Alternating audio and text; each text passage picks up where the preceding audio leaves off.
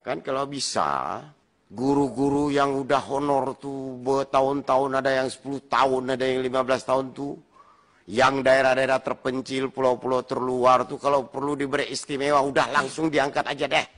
Yang berikutnya Pak, tes CPNS ini di satu pihak memang menggembirakan, di lain pihak menimbulkan rasa was-was dan kecemburuan dari para tenaga honorer tadi Pak. Yang di dalamnya ada yang K2 yang sudah lebih dari 15 tahun.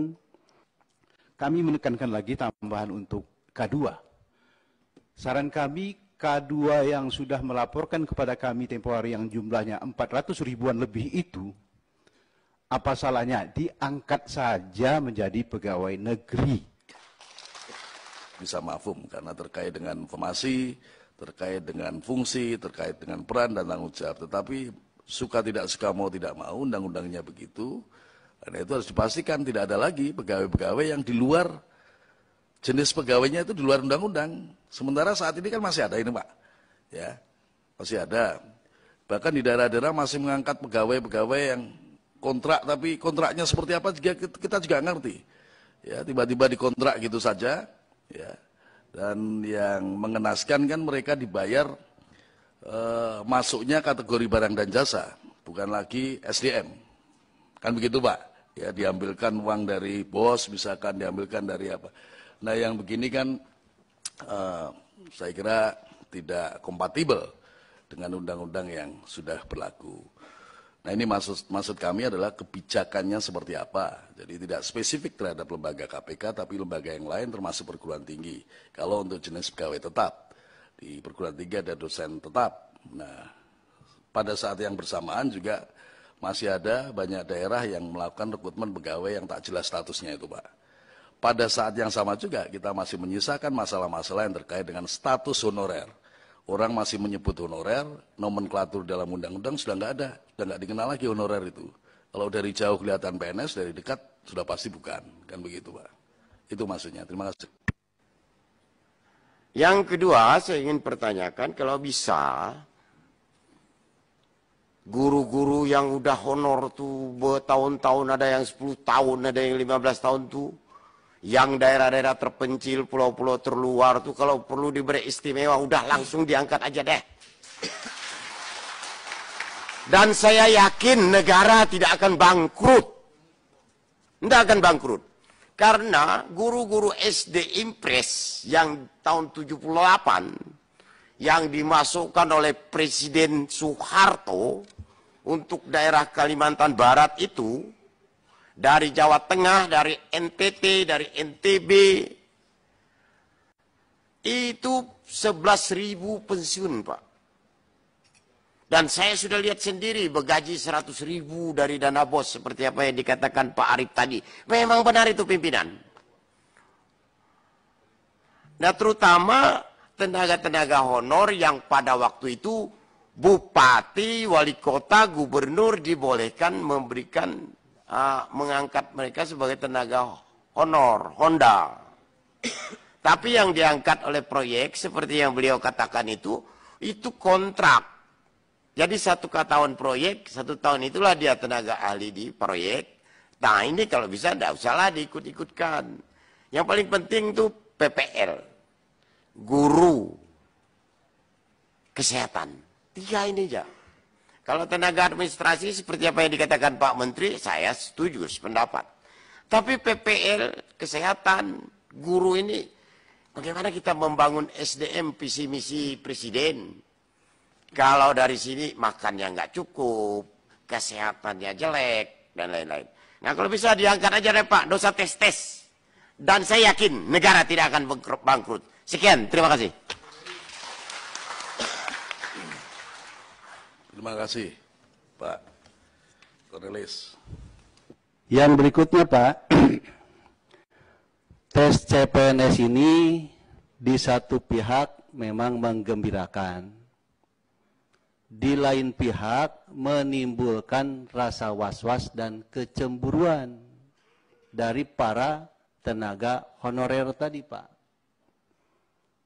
Yang di dalamnya ada yang K2 yang sudah lebih dari 15 tahun, ada guru in-passing, ada guru bantu di daerah terpencil yang semuanya statusnya honorer.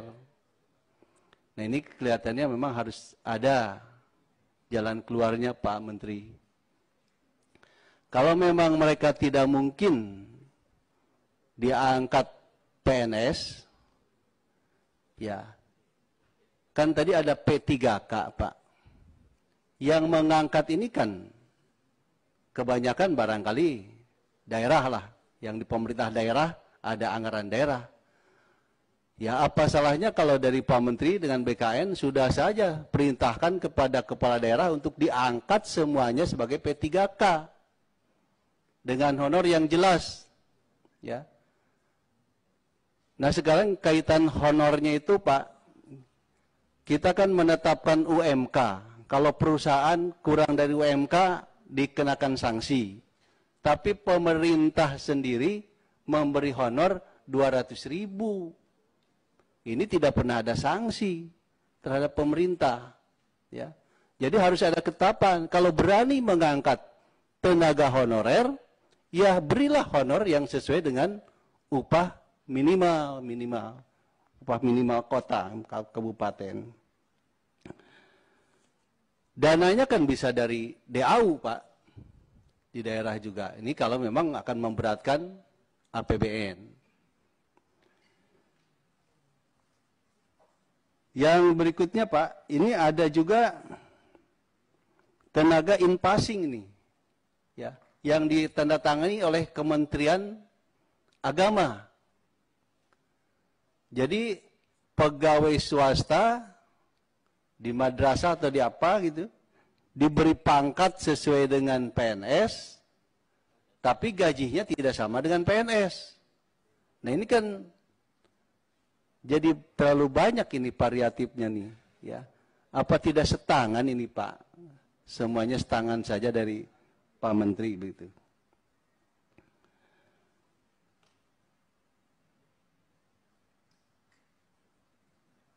Yang terakhir Pak, dari saya yakin sampai hari ini pengangkatan tenaga non-ASN, non-P3K ini masih terjadi. Masih terus berlangsung. Saya dengar di sini saja di Setjen banyak sekali tenaga yang non-P3K dan non-ASN ini.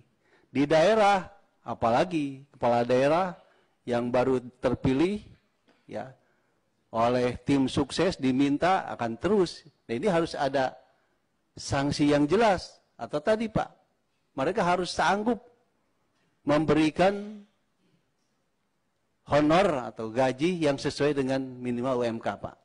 Kalau tidak ada sanksi itu, ini akan terus berlanjut dan tidak akan pernah selesai. Ya.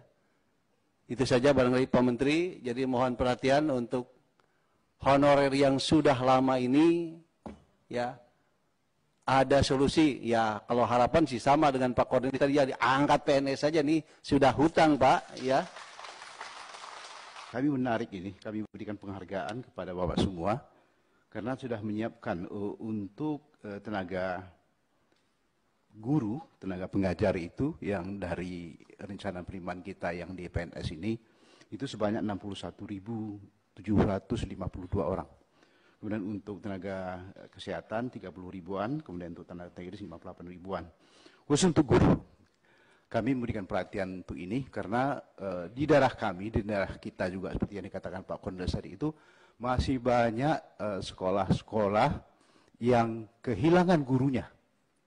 Terutama mereka-mereka yang berada di daerah kawasan terluar, mereka yang berbatasan dengan luar negeri, mereka yang berada di pulau-pulau terpencil, dan itu kami sendiri yang melihat sendiri ketika berkunjung ke sana, melihat ketika dulu itu gurunya tak ada, anak-anak muridnya kucar-kacir karena gurunya kadang-kadang memang tidak cukup, karena sementara jumlah pertumbuhan murid itu sangat besar sekali. Itu saran kami, barangkali ini perlu mendapat perhatian.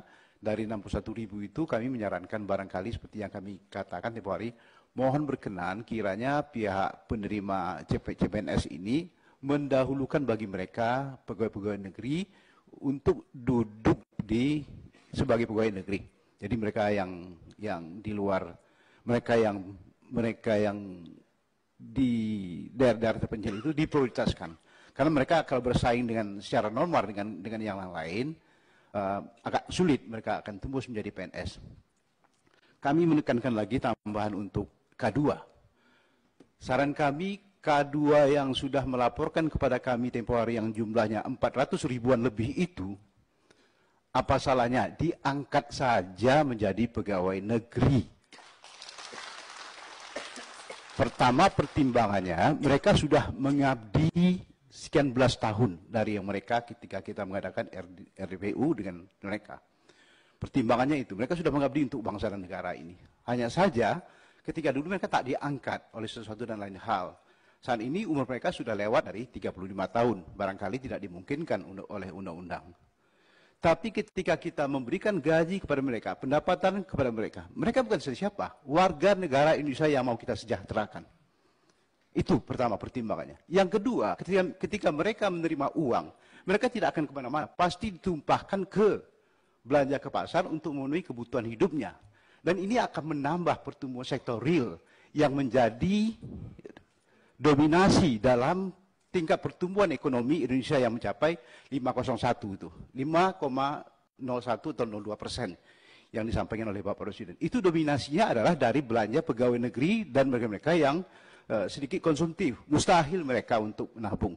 Pasti mereka akan membelanjakan itu untuk keseharian mereka. Dan ini membantu pertumbuhan ekonomi Indonesia yang terutama ditumbuhkan dari sektor real. Jadi ini patut menjadi pertimbangan. Angkat saja mereka warga negara Indonesia, bukan siapa-siapa. Dan perjanjian kita dalam Undang-Undang 45, kita akan mensejahterakan mereka dan akan memakmurkan mereka. Ini tugas kita, tugas negara.